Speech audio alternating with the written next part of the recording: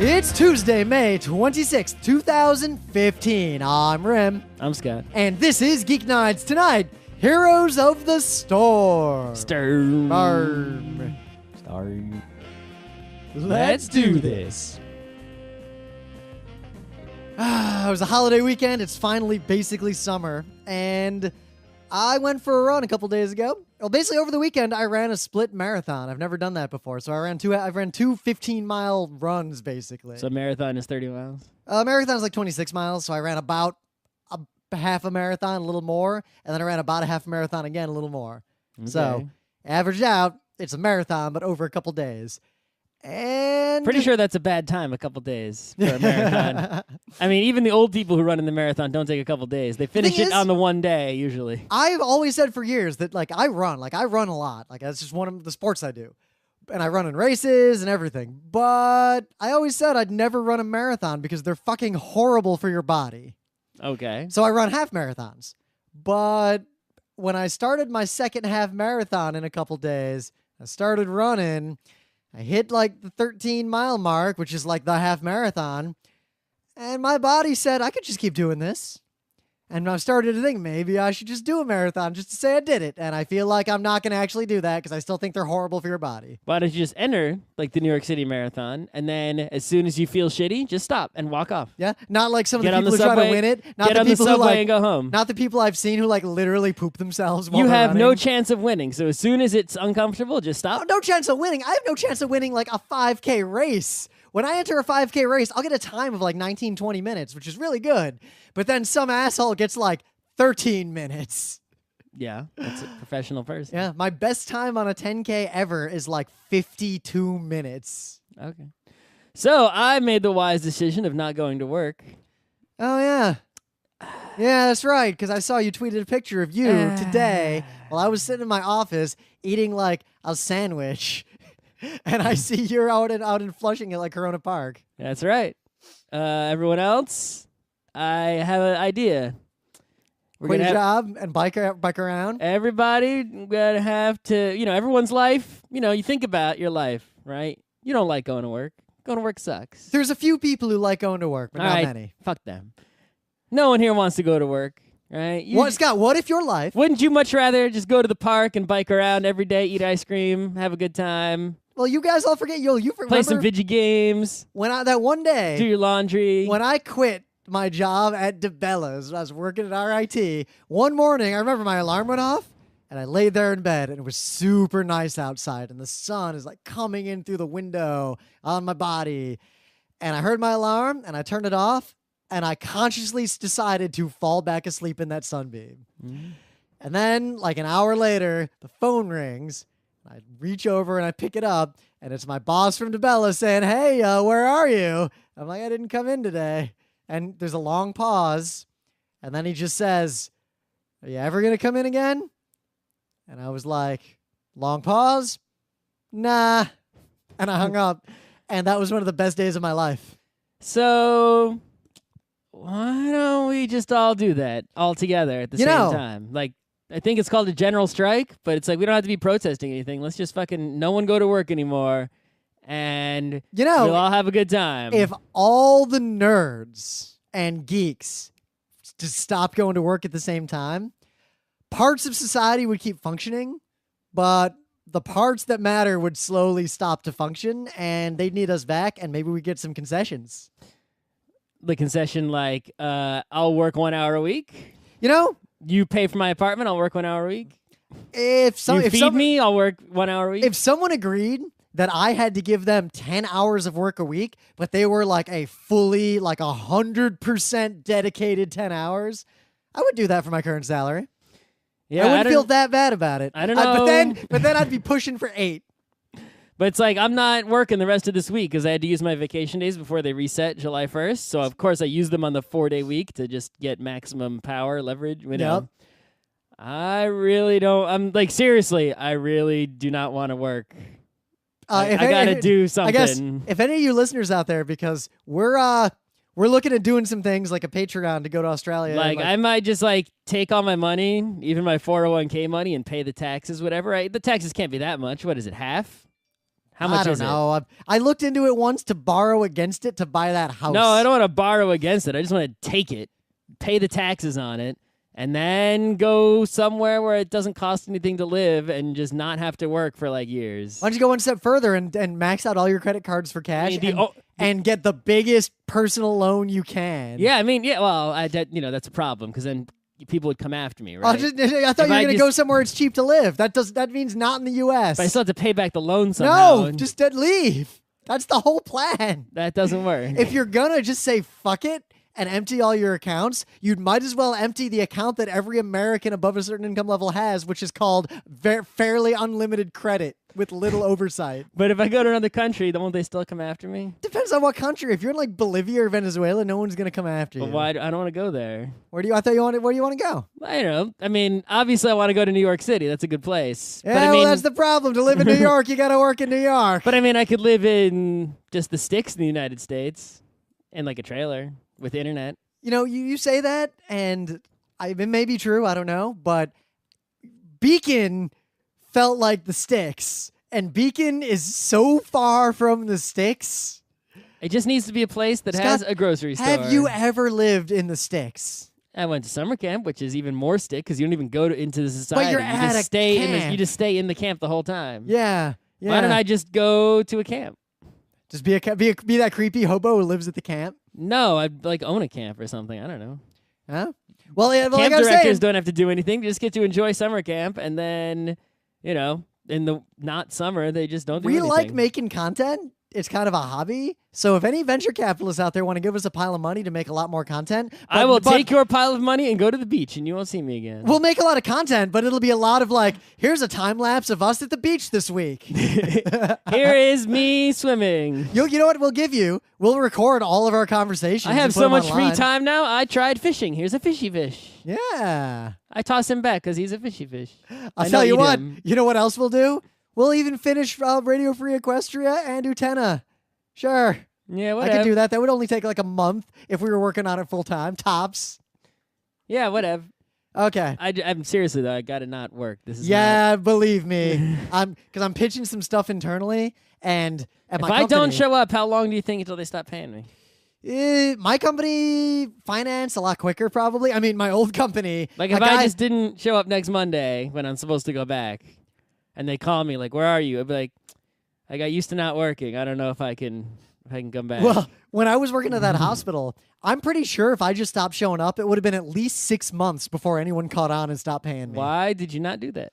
What I did is I went into work, and I actually did go around and be like, yo, do you have any work for me? Do you have any projects? Anything? To everyone who I reported to. I have some work to do, but it's like and it's like I don't work on it as intensely as I could. Like I could probably just get everything done if I actually worked. Yep. But it's like I basically, work slowly or intermittently, and I get everything done that they need done on time. See, I ran into the other opposite things I problem just let sit. Like I don't care. At my current job, anything I want to do is just crippled by momentum, bureaucracy, and just like what resources there's plenty available. of that too. Yeah. So the I just is, don't want to sit in an office while the sun is out. Pretty much, I don't care what I'm doing. Even if I was working and being productive the whole time, it's like I don't want to do that. So we could turtle for a year and try to make one of those things we've been talking about. All right, sure. How are we gonna eat? Turtles need food. We both empty our accounts, and then we've got at most a year living in New York. I don't have a year. I have a year. Okay. Yeah, I have a year. I have a year easily. The problem is if I empty those accounts, I got to pay taxes on it. Wait, no, a year is $45,000 in rent. Jesus. Yeah. I almost have. Yeah, I almost have a year. I do not. I could do a year. The problem is, at the end of that year, I mean, you got to remember, you got to pay to go to PAX and all this other stuff too. Those are rents. Like every time you go to PAX, you're basically paying another month of rent. Yeah. So that's 4 months a year where your rent is double. If you go to Australia, that month is triple rent. Because you got to pay rent in your apartment while you're in Australia. Well, I did calculate once that the plane ticket is equal to the rent cost. If you, me, and Emily move back to Beacon and quit our jobs and just put our money into a big account to pay for it and lived our current lifestyle but in Beacon, we have at least 3 years. It's not good. Of course, actually now Beacon's getting kind of expensive. We might have to go further up. Whatever. Anyway, so in the news bits, I played a game. I want to give a review of it because some people might get dragged into one of these things. You know, that kind of thing happens. I got dragged into it. Emily's company was like a thing they were doing as a party, and she was like, "Oh, you want to come?" So I came. And what I want to say, and I don't want to like spoil it because talking too much about this game is like talking too much about Layton. Like, if I just tell you the answers to 10 of the puzzles, like that kind of just ruins parts of Layton. Puzzle games are one of the kinds of games that can be straight up spoiled because telling someone the answer literally removes the reason to play that part of the game. I don't know. People like to buy a crossword puzzle book and look in the back. Oh, yeah, because those people are stupid. Like, there are people, I'm sure, who play Layton games by reading a fact. I'm sure that happens. I bet there's a latent fact on Game Pass. Oh, my God. Sometimes you need one because the puzzles are worded so poorly in the translation. Yeah, but there's a difference between, like, the thing we did that one time that we swore we'd never reveal ever to anyone who wasn't in the room. I don't remember what that was. You remember what that was? And we looked up a thing through a system to see if something was on the right track or not because we didn't trust the game designer during a marathon run of something. I barely remember. Wow, okay. I guess it's good. I guess we can trust you to keep secrets. So my memory only two other people know about this, Scott, in the whole world. I use computers. I don't use my brains. I've maintained my internal memory to a higher degree, I think. Okay, after the show, I'll tell you. I can't tell you on the show. But anyway, so I did one of those escape the room games with Emily and a bunch of her coworkers at What Pumpkin.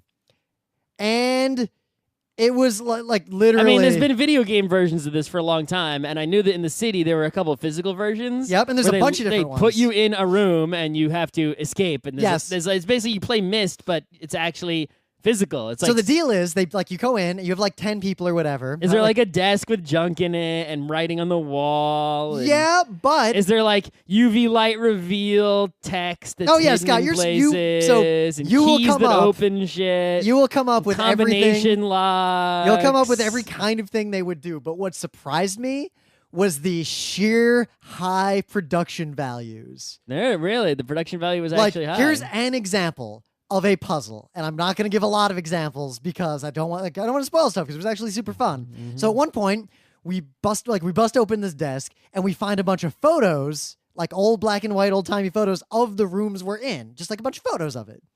So we figured out, we look at the photo and we see, like we're looking at the photos. The photo is different from the room you're in. Yeah, so there's an object that's in a different spot. So we move it to the different spot.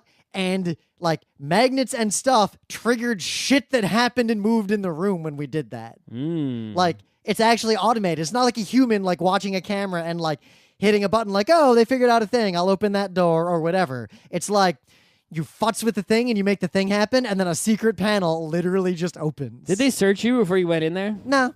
So I'm bringing my multi-tool, and here we go. You know what? Good luck. That wouldn't work on a lot of these things. But it's like you could jimmy open stuff that was supposed to be locked, and you basically bypass puzzles, right? Yeah, but they were very good. So one thing that they did that was also clever is they gave you a few constraints. They were like, 1, you don't have to physically break anything. 2, anything above about like the extent of your hand up is not part of the puzzle. Don't climb onto the ceiling. But what if I want to physically break something? Don't. But I want to. Well, then that's like, all right, you're at PAX and you're just like, I want to smash this board game in tabletop. I don't want to figure out how to unlock this desk. I want to take this heavy thing over here and break it open. Well, what did I just say? Don't break shit. It's nothing needs breaking to solve. You don't need to, but it helps it go faster. No. It's like, yes, you could beat this video game without killing anyone and just do it all stealth, but why? Just kill people. But I guess what really got me was virtual people. We had a bunch of people who were pretty smart people, and we were like walking around doing our thing. And it was interesting watching the socialization of people like splitting into a couple of groups, and then like a few leaders sort of emerged, and like someone would come back, like Emily came over, she's like, "Hey, I found 3 of this kind of thing. So is there anyone else who needs like 3 things for a puzzle?" And we're doing this sort of like Could you use your phones to take pictures of stuff? And you could. Did they let you bring your phone in there? Yeah, they didn't care. But they were very clear. You did not need to ever use any external resource to figure it out. Again, you could facilitate and greatly expedite your victory. And not escape. really. Like The only thing you could have done with the phone is if you didn't know, like in one example, like say you didn't know Morse code, and you didn't find the thing to teach you Morse code in the puzzle, you could look up Morse code, I guess. But you probably found the thing that taught you Morse code before you found the Morse code. I mean, obviously putting the Morse code hint in there, but it's like if I happen to have found the Morse code before finding the Morse code, thing, my first instinct would just be to Google it. But that's cool because that works out because the puzzles were really parallel. There's a bunch of different directions to go. So that's a design meant for the fact that you get a whole bunch of people in there at once as opposed to one at a time. And there's a good amount of like clever things that are either red herrings or that someone who's smart but a little too clever is going to go down the wrong fucking road and look like a moron. Oh, but like, is there any ending other than you escape, or is there multiple endings? So the way it starts, for most of them, but they're not all like this, is they lock the door. And there's a mechanism to unlock the door. You have 60 minutes to get out or you lose. It's a game. And but the only endings are win and lose. Yeah. Now, I suspect because the one we did was apparently like they keep upping the production values and adding more and more like story elements and stuff. Because no one will ever come back. And like it's like the bouldering gym we go to. Like no one would go to a rock climbing gym. That you got to make the roller coasters taller. So like our gym. Someone's gonna get one that's like a whole house. Yeah. Well, like Maniac Mansion. So there's a point. We're in this pretty big fucking room, and we're like doing all this stuff, and like it's pretty cool. It's pretty cool. And then someone like does a thing, and then a bookcase just goes like, and there's a whole other room back there. There you go. One of them looks like there's no lights. You just have some flashlights. Like it's all cool stuff. So if you ever wanted to do Professor Layton in person, physically with a few friends. These things are way better than I expected it to be. Like I went into this, to be perfectly blunt. I wasn't like, oh, this is gonna suck. But while I was smiling on the inside, I was expecting a really sad experience. If I set one of those up, if I ran one of those, what I would do, knives on springs. The way it would work is you would come with a group, and it would always be, well, we had to combine two groups, and the other group is all stooges. Obviously, the other group is all actors. And we pretty much just do shit like kidnap members of your group into a secret room. And you're like, where did Rim go? Where I want to see them going with this. Oh my God, where did Rim go? He's not in this locked room. And I'm looking all over it. I can see everything. And I do not see him and I do not hear him. Holy shit. I feel like you could do really clever things. Like you could have versus ones where there's two groups and two sets of rooms, but they interact and only one group is going to get out. Here's a better idea. Your two groups and two sets of rooms. One group, your goal is not to get out. But to prevent the other group from getting out or to kill the other group. Yes, to release the poison gas into the other group's room. But these things are really cool. And like AR, VR tech is just not really there yet. AR also just means like augmented spaces. So this is it's how much do they charge you for this nonsense? Not that much money. Really? Like for an hour? Yeah, like this was way cheaper than a play. How much was it? I don't even know. Oh, okay. But like tens of dollars, not hundreds. Per person or total? I think it's per person. Oh, okay. Like 10 or 20 bucks, I think. So it was a lot. $20 per person. How many people were in there? Yeah, Scott, how much does it cost? We had, I think, 8 people. 20 times 8, 160? It was 160. It was 190 a ticket just to see Macbeth. So yeah, so that's like one hockey ticket. Yeah. But seriously, this was like way better than I expected to a degree that was kind of surprising. And if you're around New York, I kind of recommend checking this out. Right. I'm linking so the production value is high, but it's still nothing that I don't imagine it to be. So there's still no reason. No, but it's the like good version of what you could imagine. Sure. It's not the janky version that I imagined. And the other thing is, they keep upping the ante. At least these people do. So I should wait as I'm an old man and then do it, and it'll be like I don't know. I think if we wait a couple years, these are gonna get to the point to where people start doing some clever shit. And I noticed that one of the new ones they've got is a horror mystery instead of just a mystery. I like horror. I want just like you open the bookcase and it's just full of blood, just buckets of blood just coming out. Actually, blood gets on you like a Guar concert. Like Luke Burge's idea for the subway. So you got a game or a news or a game news? I do. Let me open it up here. So, I remember exactly what my game news is. So, remember when you went to El Japan? Oh, yeah. And they had El Gundam Pod. They had all kinds of miraculous arcade games. Oh, my God. That Gundam have. Pod was one of the most transcendent arcade experiences I've ever had. Well, if you don't know, they now have Star Wars Pod. I think I saw a link to that. There is now Star Wars Pod. Also, is it only at Disney? Like, where is it going to be? Japan. Yeah. So not only, here's the news though, not only do they have Star Wars Pod, they have both pod version and non-pod arcade machines. So you can play it as like there's two versions of the arcade machine, one with the full pod and one that's smaller and less expensive. If you're, say, an arcade owner, you want to get more of them. Why don't we just buy a set of them and buy rent a warehouse that's going to be torn down? Well, this is the news, is that now they are actually selling these pods direct to peoples. Whoa. For money. How much money? You still can't afford it. Click on the link and see how much money Did it you is. send me? Oh, yeah, you did. I did. Because that DDR machine is only like $5,000 for a used fourth mix. Have a spare 100K? Why not pick up a limited edition Star Wars Battle Pod?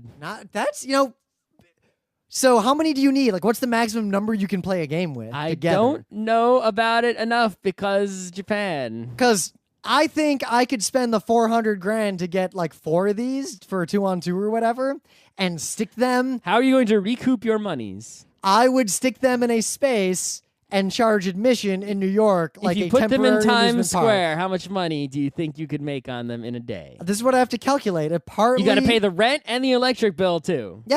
And you got to maintain the machines. Yeah. How long does the game last? How much can you charge someone to play it? That's what I got to figure out. But here's the other thing. What you do, you buy the machines, then you lease them continuously to people in different places to run these pop-up events.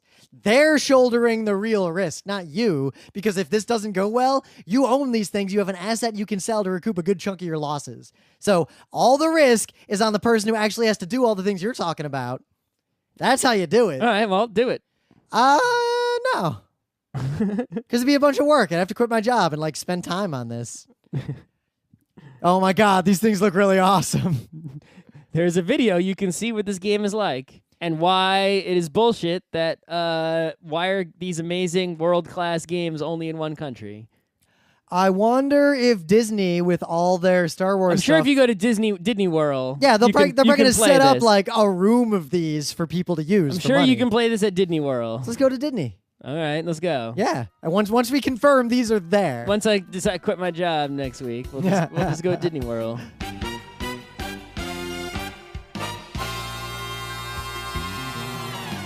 Things of the day. So I'm always a fan of when someone does the subtle mashup, like there's a trailer or something, but they do like they add little subtle things to make it a trailer for something else. But the production values on this one are the subtlest, and it's actually really funny. I saw links to this all over the internet, and I saw the title associated with the link, and that was everything I needed to know. So I didn't even bother watching. And now that I've seen part of it, I didn't need to watch because it was everything. I don't know why you're so weirdly anti all Mad Max Fury Road and everything related to it. This has nothing to do with it being Mad Max. I think it's it just is. That this particular thing of the day is just sort of all right, that's what I thought that was going to be. The end. Really? Because usually these things are a lot less subtle. This has so many tiny little touches that I am impressed with the amount of effort someone spent into making this. This is just Mario Kart Fury Road. And the best part is that Waluigi stuff happening at the end. Waluigi's always good. Oh, the tiny bombs stuck on the end of those grenade sticks. The little peach cap. This is pretty well done. Also, if you haven't seen Fury Road, it's the best action movie I've seen since The Matrix. I can't name an action movie better than Fury Road since The Matrix. It's not like anyone's been making a lot of them. John Wick, however, was actually way better than I thought it was going to be. Of course, I'm way late to the party on that one. But yeah, go see Fury Road. It is Mad Max. The other movies, fuck them. And watch this thing because it's pretty good, pretty funny, pretty cute. So, there are many remixes and performances of video game musics, and none more than Mega Man 2, and none more than the Dr. Wily's first stage, the one with the dragon in it theme. Oh, I saw links to this, From and I Mega realized Man that 2. I didn't need to actually click on it because there's just all these remixes of that song. Nothing new here. Except this one is something new, and that they have ventured into a musical genre that is not oft associated with video game remixes. and it is an excellent musical genre that I appreciate very much, the mariachi. So it is, I mean, it's exactly what you would expect. It's a mariachi cover of Dr. Wily's song, but you know that one. That's a good thing that you want to listen to. So go listen to it because it is enjoyable to do so. In the meta moment, we were temporarily delisted from iTunes. Our feed is now back online. So if you got a "this show is no longer available in your country" warning in the last week, that is resolved. You should probably go resubscribe to Geeknights if you unsubscribed. Also, if you're using the newest version of iTunes, it kind of fucked over podcasts in a big way, so go poke at it a bit and it'll start working again. Right. It does still have podcast support. You got to fuck with it.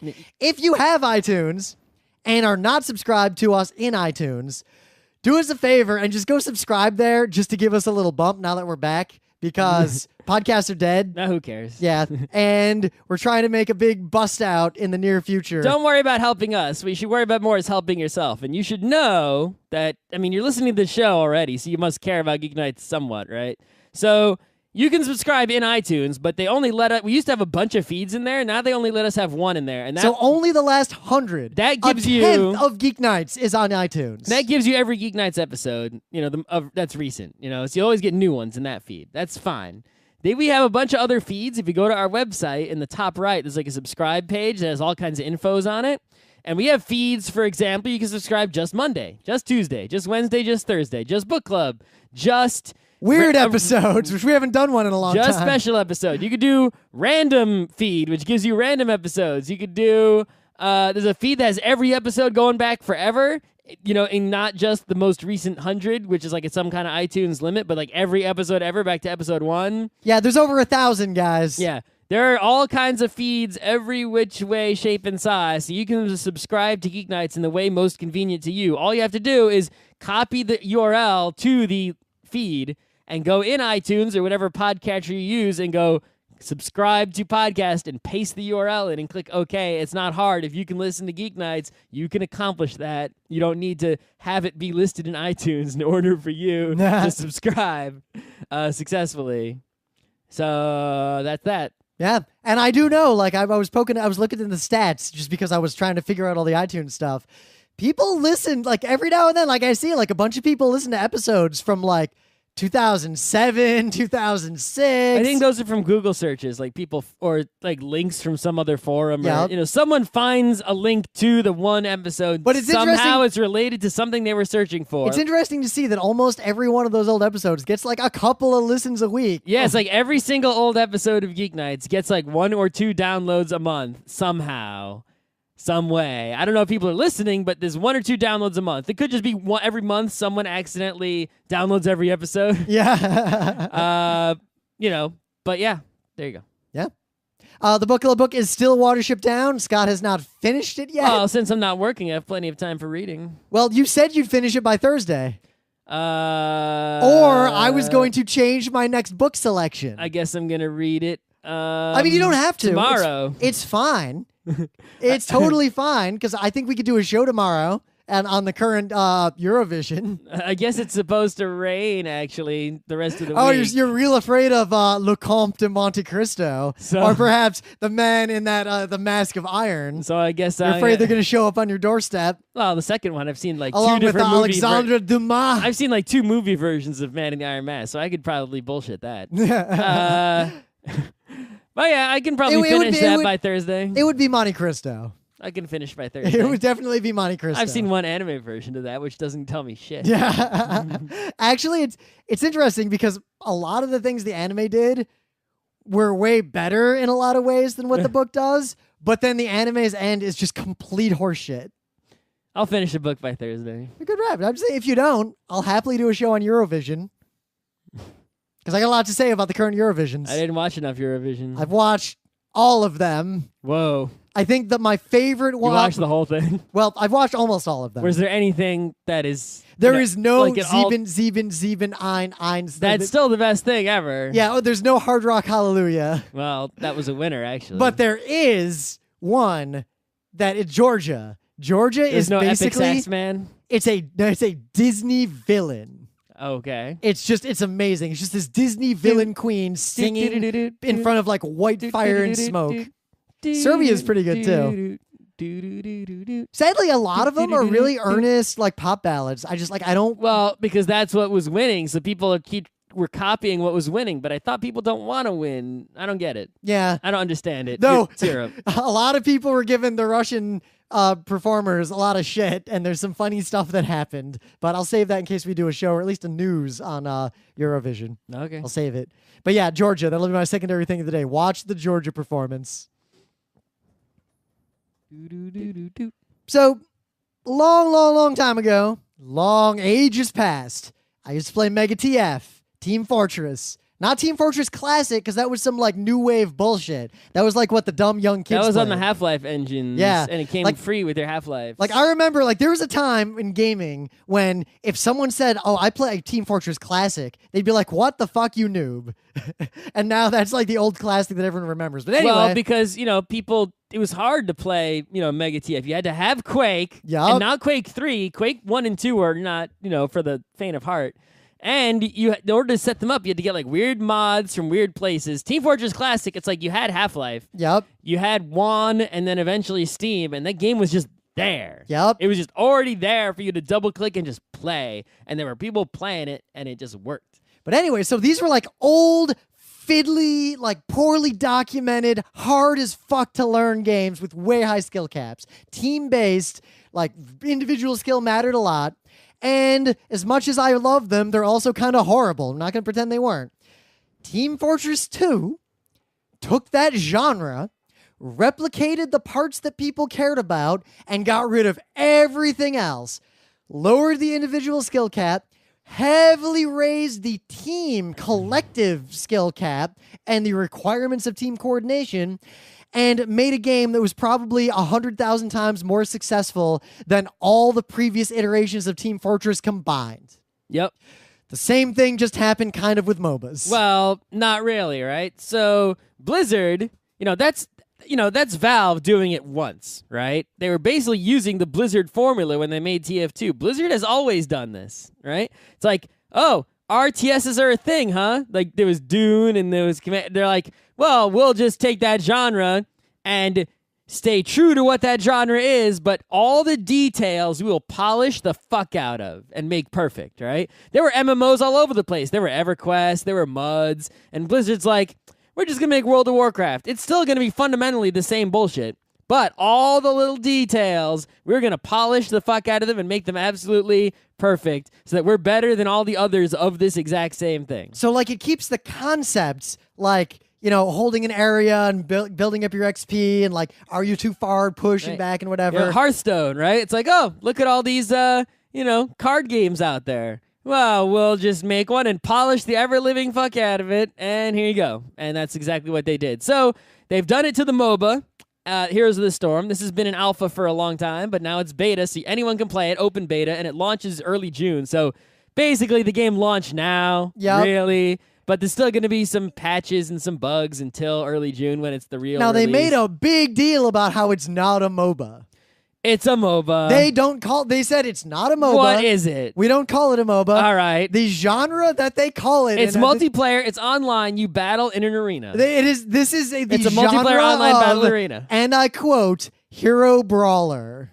It is a hero game, yes, and there is also brawling. You could also say that Dota and LoL and Heroes of New Earth are also Oh, wow, this article's hero pretty good. brawlers. It has a sentence that sums up literally everything you care about knowing about this game if you've ever played a MOBA. Quote, Heroes of the Storm will feature shared experience, no last hitting, no item purchasing, and all skills unlocked at the start of a match, period. Yes. Anyone who's played a MOBA, that's all you need to know. That's all you need to know. So basically, I was hoping, right, as, with the expectation is that, MOBAs, as much as we rag on them and, say things about them, there is a core of gameplay there that is great, that I enjoy. Yeah, I'm on a want. team. We're working together. You're on a team. You're working together. Directly fighting other people in an environment that itself matters. Right. You're combining player versus environment and player versus player. there's strategy, there's teamwork. The game has this sort of arc of like build up and come down, right? There's a flow to it. It's not something that's over in 2 seconds. There's drama of there's coming. There's drama. There's potential for big drama. Like, oh shit, they stacked one of the lanes. Oh, they're busting through. Oh shit. There's skill-based gameplay at the same time. There's a High lot of skill caps. Right. There's a lot of good things going on in MOBAs, but the details of MOBAs have always been bad. Oh, yeah, you want to choose, you pick a hero, but obviously that chooses like your core, but, much like a D&D character, you sort of, can go down different paths, and you can choose that either based on the beginning of the game, you can choose something, or as the game progresses, you can realize, oh, building my character in this way might be better. It's almost like if you were playing Magic the Gathering and could add cards to you started with 1 card in your deck, or 10 cards in your deck that you choose before the game starts, and as the game goes, you choose other cards to go in your deck, sort of like Dominion in a way, right? And then, you're building as you go to deal with the situation, and that was represented in other MOBAs by the item shop. And in the item shop, basically, you have to farm gold to get enough gold to go to the item shop, and then you have to realize, you have to learn what all these fucking items do and figure out which combinations of items are going to get you to go with your character, and it takes a long time to learn this bullshit. And it's not like the multiplicative the number of items.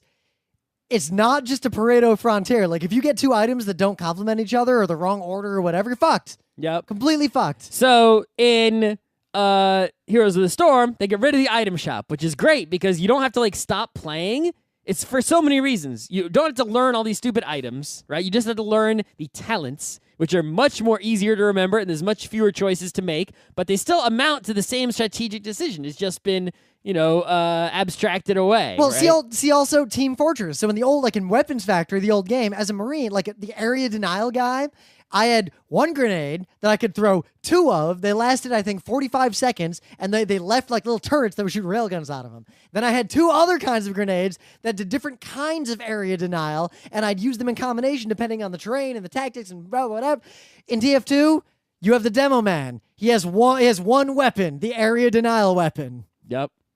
So the choice is area denial or not, as opposed to area denial, then what flavor, what circumstance, what time, what timing. Yeah, for example, you'll choose a character, and you'll choose maybe a warrior character. So warrior characters are typically the tanks, right? Your role is to go into a battle first, because it's hard to kill you. You have a ton of hit points. Yep. You do a bunch of damage. It's like you're hard to kill, so the enemy has to focus on you, but you can also maybe disable or trap the enemies in a bad spot. Then the assassin characters will come in, they're the glass cannons basically, and do a bunch of damage and kill the enemies before you die, or maybe you do die, but they don't die, right? Pretty typical basic strategy going on here, right? If you're a tank character, like the first talent you choose might be something like a choice between like 4 different things. One of them might be like, this ability that you have is gets mana whenever you use it. And it's like, oh, well, if I choose that path, I'm going to be using that ability a lot and using my abilities in general a lot because I'm going to be replenishing mana a lot. If I choose the second one, which is like regen HP whenever you hit someone with a basic attack. And it's like, oh, if I go down that path, then I will be hitting guys with my basic attack a lot, and it'd be really hard to kill me. So my strategy would be go into battle and just use regular attack. So think about what that does. Based on your choices, you're saying, of the like 4 or 5 things my character can do on a broad strategic scale, I'm going to be a little bit better at one of them. Right. And then when you get to level 4 and you choose another talent, the first one's going to be like, hey, that ability that you could use that gets you like extra mana. Now, if you use that ability, it does extra damage. It's like, oh, well, obviously that goes with the ability I already, And the second choice will be like, oh, get a little shield whenever you kill a regular old bad guy. It's like, that makes me harder to kill. So it's like, but at the same time, those abilities require a little bit more skill to use effectively. Yeah, you got to kill you got to be like, in a battle, you have to have the mindset to like, kill a regular bad guy to get a shield to show up so it blocks you because it only happens for like a few seconds. When the real bad guy hero comes to actually hit you, that shield is there still. And now you fuck him up. So, you basically, instead of choosing like, oh, I need to get this item and this item and this item, you only have like every 4 levels or so, you make a choice. There's only 4 or 5 choices. They matter a lot. But it's easier to learn. It's easier to get into, but it has just as much depth. They're just getting rid of the bullshit part. And every other aspect of the game, from the last hittings, there's none of that, right? Every other part of the game, they've done the same thing. You don't want to destroy your own base. You destroy the other guy's base. When do you push? Which lane do you push in? You still need to farm XP, but not as much, right? The one big change to the game they added was these objectives. So you never know what kind of map you're going to play on. There's only so many maps, but you don't know which one it's going to be. And so, for example, each map has this objective you have to do at certain intervals. So you'll be just playing the game, and suddenly the game will be like, oh my God, objective time. So everyone basically stops just sitting in their lane doing whatever they were doing and has to go do the objective. You can not do the objective. You don't have to go do it. But then your team will be royally fucked if you don't do it, because succeeding at the objective, if your team succeeds at it exceptionally, does serious damage to the other team. For example, there's a map with a pirate. He goes, arr. And the way it works is you get coins. And it's weird thematically because he gives you the treasure, or he puts the treasure out there and wants you to give it back to him. He's a really bad pirate. But there's also some bad guys you can kill you can get treasure from, like just environmental bad guys that just stand there waiting for you to kill them to get treasure from them. So you collect treasure, and if you get killed while you're holding coins, your coins spill out and your enemy takes them, or your friends pick them up. And there's one spot where the pirate is standing. He's not always there, but he's sometimes there. And if you go over to him and you right-click on him, a little, timer thing will happen. And if you manage to stand there without getting killed until that timer finishes completely, you will give him all the coins you are holding. And if you give him, as a team, collectively, enough coins to meet his requirement, he will then disappear into his ship and fire cannonballs at the enemy base like, holy fuck, blow them up to smithereens. And then he'll stop doing that, and then the coin thing will happen again. But the more you give him coins, the more coins he wants from you. It's like the first time, it's like 10 from either team. But then the team that did it already, he wants 12 from that team to do it again, but the other team still only needs 10. So it sort of scales up. But if your team is doing better, you'll be able to go like 10, 12, 14, whatever, and the other team won't even be able to get the 10 if they suck, right? So these objectives sort of they sort of help guide the players into like knowing what to do. Because a lot of the problems in the Dotas and the LoLs is you go out there and it's like you go to a lane and you fight, and it's like, what should I do? Should I try to kill the enemies now? Am I strong enough? Should I try to push and go for their base now? It's like they're leveling up and we're leveling up. What, do I switch lane? What am I supposed to do here? This is like, it's telling you what to do. It's like, all right, everyone, right now, go into the cave and collect skulls. So no matter how noob you are, some people obviously can't figure this out. I've seen in a lot of games. People are like, what are the skulls? How to seeds? What? Like, they don't understand this.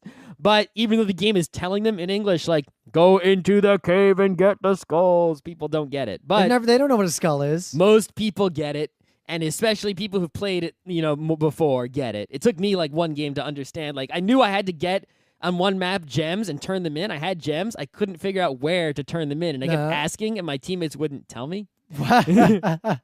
Eventually, I figured it out. Now I've figured out all the maps. There's not too many of them. But it's like once you figure it out, it's like when the event happens, you know what to do. You don't need some coordinate. You still need to coordinate, but everyone in your team, without ever having known each other in life, without being on some chat server or anything, will go towards the objective and start working on it and naturally come together. So it helps you out in doing that. And it also gives you a reward, in terms of if you succeed at it, awesome shit happens. Yeah. So that's the major difference between this and the other MOBAs is the objectives on the map. Now, my worry, that seems to be echoed by a lot of people, but I don't know, because the game hasn't, it has to be out for real, and we have to see what the equilibrium is. Mm-hmm. My worry is that, I always suspected, if you polish games, like Team Fortress 2 wasn't really fun in the long run, at least for me. And for a lot of people, the competitive scene is not strong in that game. Nope. Because skilled teams are basically equal in skill to each other due to the way the caps are. Individual skill doesn't have that much input in the game above a certain point. Mm-hmm. So the competitive scene, has no way to differentiate one pro from another. Mm-hmm. Or one pro team from another. Mm-hmm. And also, if you remove all the fiddly shit, the game's a little boring because there isn't that much to actually do. Fundamentally, it's still a MOBA. Well, a hero brawler, in that you are waiting to level up. Yep. Go stand somewhere, and the decision might be, do I stand here or do I stand here? You keep moving around a lot so you can't get hit by anything. That's what you do. You're just leveling up. It's a leveling game. What I hate about MOBAs as a genre is that at their core, they are passive strategy games. Yeah, and this is true 100%. Heroes of the Storm. And don't think we're picking on MOBAs. Fighting games have a very similar, but it's a different problem, but it's the same core problem. Despite polishing away all the small imperfections and frustrations, as Blizzard has done, and all their other genres of game, it is still fundamentally a MOBA. It still has all the same problems that all MOBAs have. If one person on your team doesn't get it and they're just staying in the top lane and not joining your team while you go around killing the other team, every time you meet the other team, it's going to be 5-on-4. And you're going to get hosed. And then they're going to go kill that guy who's only one, and then they're going to kill your base. And there's nothing you can do about it, right? So you're stuck on a team with a bad player. You just want to quit. They don't let you concede. You have to sit there and wait for the game to finish. So people just stand in their base not doing anything. Another thing they've done is because the skill cap is so low and because the objective is so strong, you do actually have a very good chance of coming back in games that feel like you've lost. Right? So the other team gets the objective. Your base is blown to shit. You all die. You all respawn. You actually, at that moment, have an incredibly good chance of winning because they're beat up from basically pushing, where your team is totally fresh. You just all spawned. Hey, another objective. If you all team up, you can go and kill them, their entire team. They will be not respawning for a while. If the objective happens, you can go get the objective unopposed while they're waiting to respawn and then start pushing. I've lost a lot of games when teams have done that and won a lot of games when my team has done that. Now, so the timing on that, it might come down to how strict timed are the objectives going to be in the final game? I mean, there's a clock. Yeah. You sort of... I still don't know when they're going to happen, but the interval is pretty regular. Because when I used to play really heavy Quake 2, Lithium Deathmatch, among the skilled players, one of the big factors... If you know this game, you know exactly when everything's going to happen. Exactly, but people would memorize, you'd see, literally, the second before the quad damage reappears, someone comes... 6 people appear in that room. That's exactly right. So, that is... the problem here is that, yes, you can come back, which is great, right? You're not out of the game. You shouldn't be conceding and standing still waiting for the game to end because you can come back. It's almost until the very end. You do have a chance. Yes, the positional heuristic is kind of obscure. The game does a very bad job of letting you believe that you can come back. So people do just give up too early. Meanwhile, look at old natural selection. It's we could have come back. Right? We did have a chance, and I know we have a chance because I know the game. I've been playing it for a couple days. But these other people don't believe that we have a chance. They're just random internet people.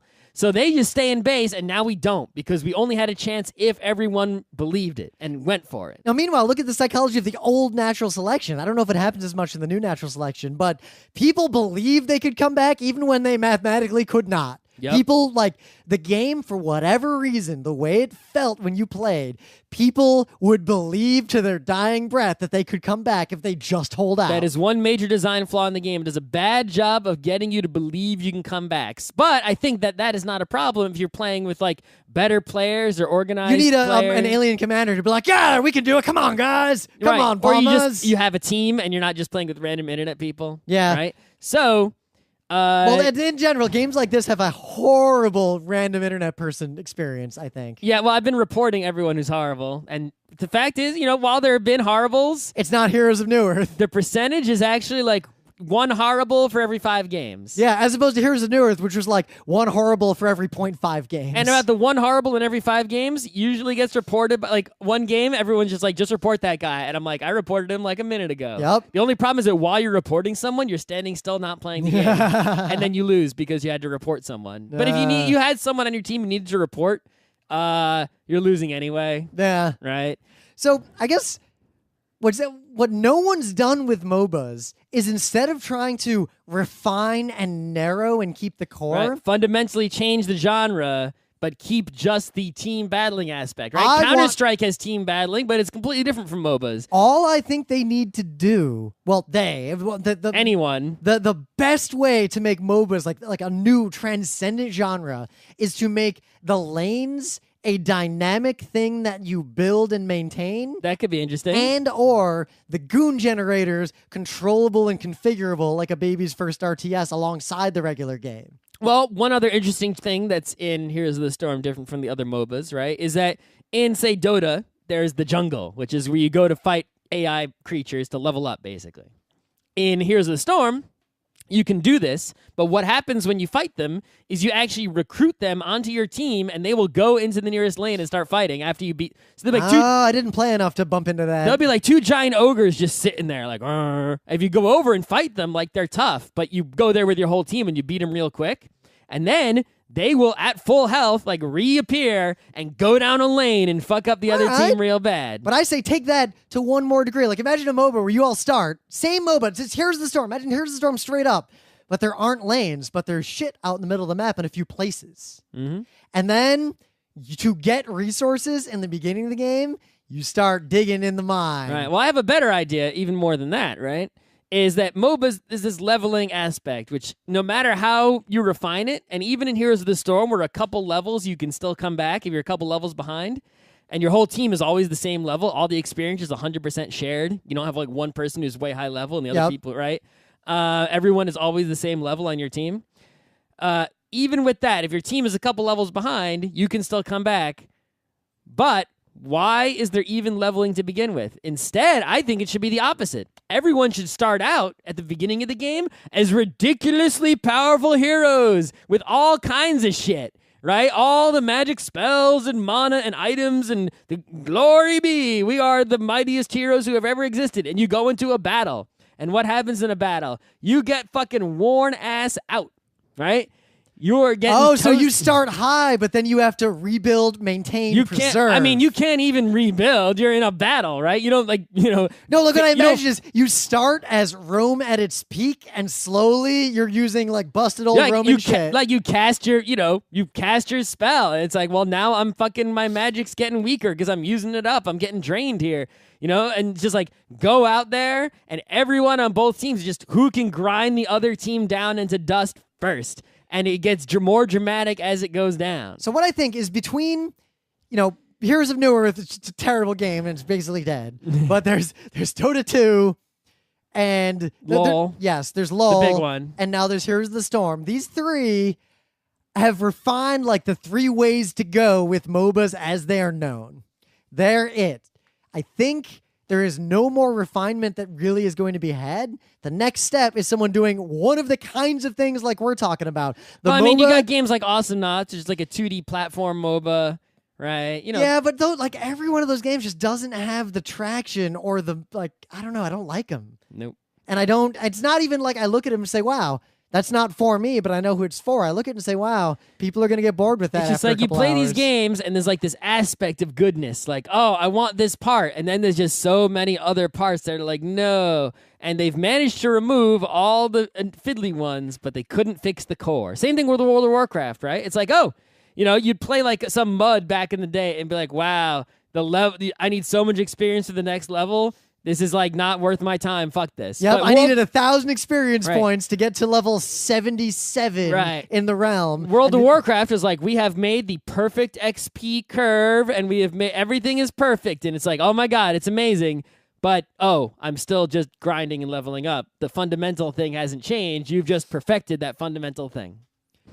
So if you want to be on the bleeding edge of like the next generation of MOBAs, take the existing refinements from the 3 games that sort of came out on top, turn 90 degrees on one of those aspects, and go crazy. Right, I guess but keep everything else the same. I guess we should pay like at least a minute to talk about the money aspect of this game. So it's sort of the same thing as League of Legends, where there's free heroes that you can, every week they change. So they just change like today, right? So you always have like a few heroes you can play no matter what, and every week it changes. So if you find a hero you like, you sort of have to buy them. You can buy them with gold or real money. Different heroes have different prices. What makes a hero more or less expensive than another one? I don't know. They just decide it somehow.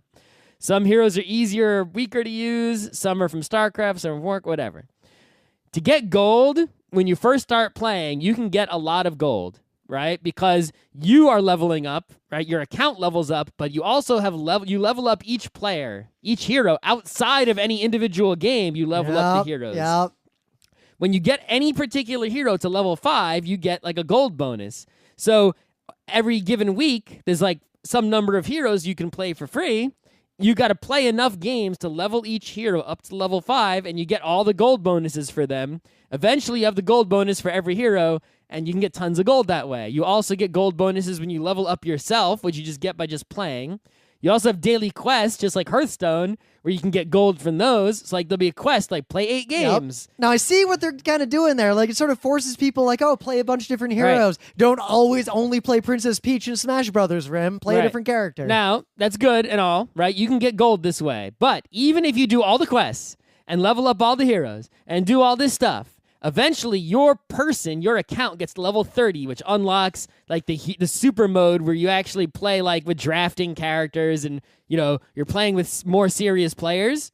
The amount of gold that you will earn, even if you do everything you can do by the time you get there, you will not have enough heroes unlocked to play that mode well. People, if you join that mode and we're playing free, and you just got to level 30 and you join that mode, people will be hella pissed at you because they want to draft a certain character to counter the other team, and you don't have that character. And so you can't pick that one. You have to pick one of the characters that you have paid for. And it's just like, you don't have all the magic cards, so we're fucked. Yep. You're fucking our team by coming in here and not having enough. So you had to pay money, and they're charging stupid money. You'll be like, oh, you want to play as this character? $10 fucking bucks. It's like, fuck you. You play Street Fighter. You'd be like, oh, yeah, you could have M. Bison for free. Oh, Guile, $10. Fuck you, Cap. You can't. That's bullshit, right? It's like, oh, and how many hours would you have to play to unlock Guile? Like, you'd have to play like 10 games a day for a month to unlock. It's like, that is horseshit. Now, at the same time, right?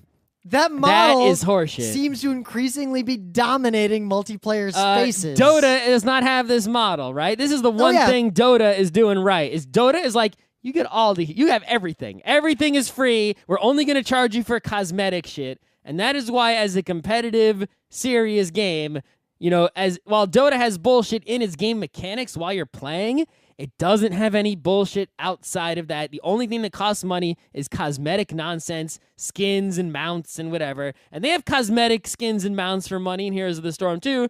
But if you're a smart person, you just ignore that bullshit and ride the normal horse that's free. Why do you need to ride the pig or the rainbow unicorn for $10? Rainbow unicorn, come on. Are you going to pay $10 for the rainbow unicorn? Scott, what if for $10 it was Rainbow Dash? It's always funny, though, when someone does pay $10 for the Rainbow Unicorn and they suck, and it's just like... No, I've seen like, when that. you suck so bad that I, who suck, can tell that you suck. Scott, I was playing... And you paid $20 the for other some night, skins. I was playing Counter-Strike, right? And I'm not that good. Like, I'm an old man. Like, I'm pretty good at Counter-Strike, but I'm not pro. But there's someone who's so bad you headshot them every time. So I was playing with casual, just like demolition mode, and I'm on this really good team. Like... super A-game people in terms of like being funny, and we were all like similar skill level, and like it was a good game. But then like someone had to leave, and someone joined our team. They were so bad, and they sucked. Like they were really bad, and they kept like every round, well, like between the rounds, I'd play my harmonica, and everyone got really into it. And we had this like thing going on, and then the guy's like, "What the fuck with the harmonica?" And then everyone else was like, "Dude, the harmonica's the only reason we're winning. Like, calm the fuck down." And it kept escalating, and then finally, like, the guy's really sucking, and it came down to we were tied, and this guy was the last one alive. You're done. All he had to do was not get shot because they didn't have time to plant the bomb. It was too late. Oh, he just had to run away. And he runs up on the roof and starts shooting at the guy with his pistol. Of course. And gets headshotted. He doesn't know that all he has to do is run away. So then, in our voice chat... And you can't hear him. He can't hear you telling him that because Ghost. So in our voice chat, one of my fine friends from this amazing group of people just notices and says, "Whoa, that skin he's using costs like $100. And then someone else is like, ha! And maybe he got it randomly and just happened to like it and use it, not realizing it was worth $100. But probably he paid $100.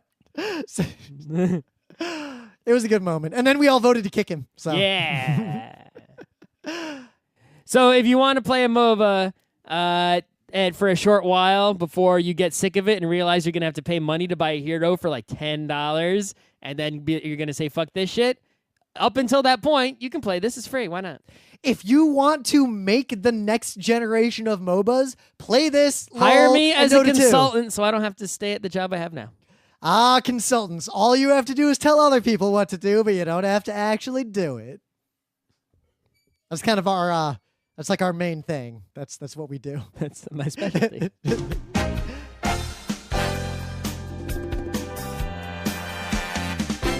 This has been Geeknights with Rim and Scott. Special thanks to DJ Pretzel for the opening music, Kat Lee for web design, and Brando K for the logos. Be sure to visit our website at frontrowcrew.com for show notes, discussion, news, and more. Remember, Geeknights is not one, but 4 different shows. Sci-Tech Mondays, Gaming Tuesdays, Anime Comic Wednesdays, and Indiscriminate Thursdays. Geeknights is distributed under a Creative Commons Attribution 3.0 license.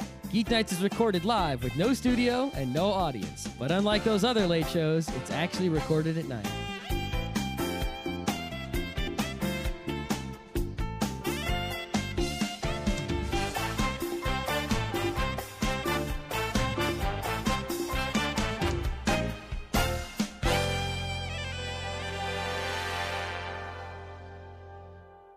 Oh, there it goes. Okay, good. Okay, good. Is that Moran? The Moran's doesn't look like it's on. It's not. It's fine. It's fine. I'm not doing this twice.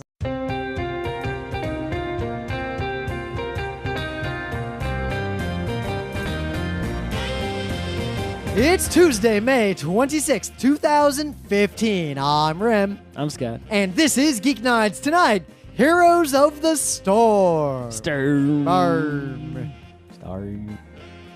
Let's do this.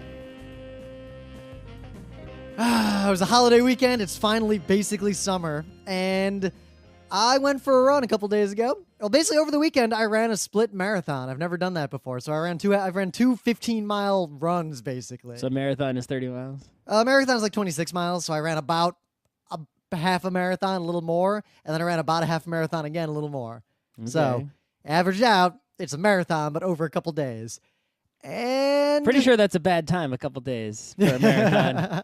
I mean, even the old people who run in the marathon don't take a couple days. They finish it on the one day, usually. I've always said for years that, I run a lot. That's just one of the sports I do. And I run in races and everything. But I always said I'd never run a marathon because they're fucking horrible for your body. Okay. So I run half marathons. But when I started my second half marathon in a couple days, I started running.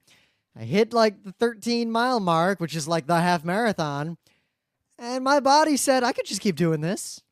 And I started to think maybe I should just do a marathon just to say I did it. And I feel like I'm not going to actually do that because I still think they're horrible for your body. Why don't you just enter the New York City Marathon, and then as soon as you feel shitty, just stop and walk off. Yeah, not like some of the Get on people the who try to subway- win it. Not Get the on the people subway who and go home. Not the people I've seen who literally poop themselves while You they're have running. no chance of winning. So as soon as it's uncomfortable, just stop. Oh, no chance of winning. I have no chance of winning a 5K race. When I enter a 5K race, I'll get a time of 19, 20 minutes, which is really good.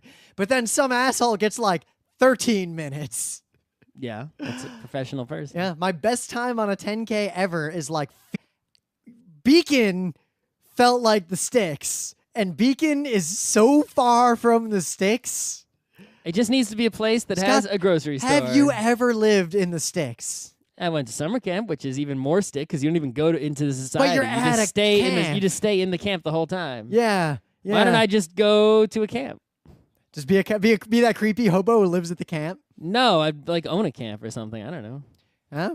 Well, yeah, Camp like I was directors saying, don't have to do anything. They just get to enjoy summer camp, and then, in the not summer, they just don't do we anything. like making content. It's kind of a hobby. So if any venture capitalists out there want to give us a pile of money to make a lot more content, I will take your pile of money and go to the beach, and you won't see me again. We'll make a lot of content, but it'll be a lot of here's a time lapse of us at the beach this week. Here is me swimming. You know what we'll give you? We'll record all of our conversations. I have and put so them much free online. time now. I tried fishing. Here's a fishy fish. Yeah. I toss him back because he's a fishy fish.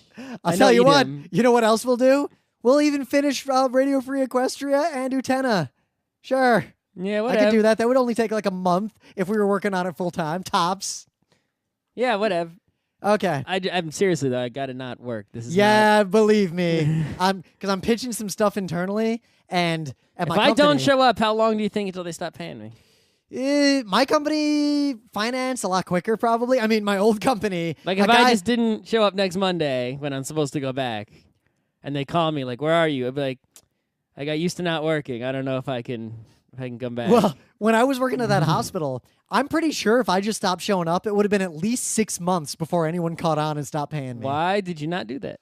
What I did is I went into work, and I actually did go around and be like, yo, do you have any work for me? Do you have any projects? Anything? To everyone who I reported to. I have some work to do, but it's like I don't work on it as intensely as I could. Like I could probably just get everything done if I actually worked. Yep. But it's like I basically, work slowly or intermittently, and I get everything done that they need done on time.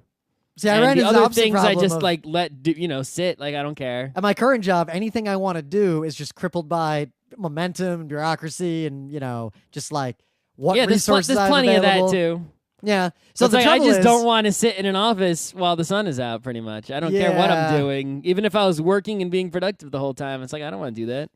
So we could turtle for a year and try to make one of those things we've been talking about. All right, sure. How are we gonna eat? Turtles need food.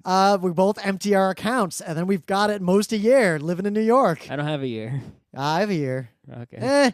Yeah, I have a year. I have a year easily. The problem is if I empty those accounts, I got to pay taxes on it. Wait, no, a year is $45,000 in rent. Jesus. Yeah. I almost have. Yeah, I almost have a year. I do not. I could do a year. The problem is, at the end of that year, you got to remember, you got to pay to go to PAX and all this other stuff too. Those are rents. Like every time you go to PAX, you're basically paying another month of rent. Yeah. So that's 4 months a year where your rent is double. If you go to Australia, that month is triple rent. Because you got to pay rent in your apartment while you're in Australia. Well, I did calculate once that the plane ticket is equal to the rent cost. If you, me, and Emily move back to Beacon and quit our jobs and just put our money into a big account to pay for it and lived our current lifestyle but in Beacon, we have at least 3 years. It's not good. Of course, actually now Beacon's getting kind of expensive. We might have to go further up. Whatever. Anyway, so in the news bits, I played a game. I want to give a review of it because some people might get dragged into one of these things. That kind of thing happens. I got dragged into it. Emily's company was like a thing they were doing as a party, and she was like, oh, you want to come? So I came. And what I want to say, and I don't want to like spoil it because talking too much about this game is like talking too much about Layton. Like if I just tell you the answers to 10 of the puzzles, like that kind of just... The concession, like, I'll work 1 hour a week. You pay for my apartment, I'll work 1 hour a week. You feed me, I'll work 1 hour a week. If someone agreed that I had to give them 10 hours of work a week, but they were like a fully, like 100% dedicated 10 hours, I would do that for my current salary. Yeah, I wouldn't feel that bad about it. I don't know. But then I'd be pushing for 8. But it's like I'm not working the rest of this week because I had to use my vacation days before they reset July 1st. So, of course, I used them on the 4-day week to just get maximum power leverage. Yep.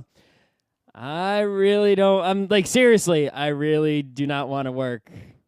I got to do something. I guess if any of you listeners out there, because we're looking at doing some things like a Patreon to go to Australia. Like I might just like take all my money, even my 401k money, and pay the taxes, whatever. The taxes can't be that much. What is it, half?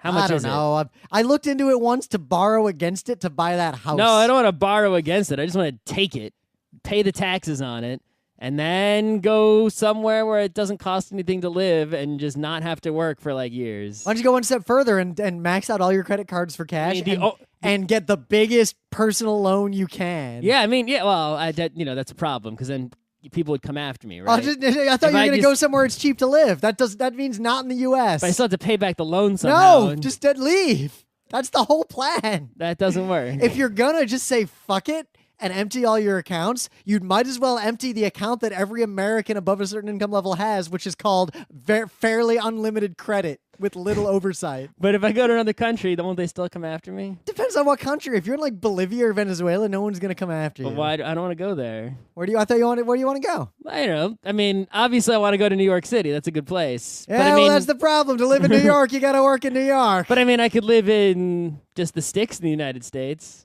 in like a trailer with internet. You say that, and It may be true. I don't know. But 52 minutes. Okay.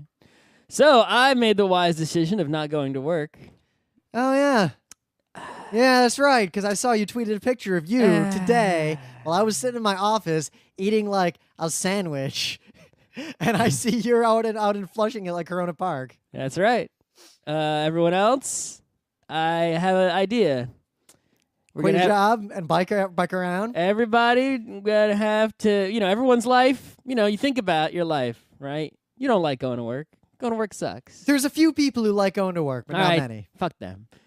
No one here wants to go to work, right? Scott, what if your life... Wouldn't you much rather just go to the park and bike around every day, eat ice cream, have a good time? Well, you guys all forget. You play some video games. That one day... Do your laundry. When I quit my job at DeBella's, I was working at RIT. One morning, I remember my alarm went off, and I laid there in bed, and it was super nice outside, and the sun is like coming in through the window on my body. And I heard my alarm, and I turned it off, and I consciously decided to fall back asleep in that sunbeam. Mm-hmm. And then, like an hour later, the phone rings. I reach over and I pick it up, and it's my boss from DeBella saying, "Hey, where are you?" I'm like, "I didn't come in today." And there's a long pause, and then he just says, "Are you ever gonna come in again?" And I was like, long pause, "Nah," and I hung up. And that was one of the best days of my life.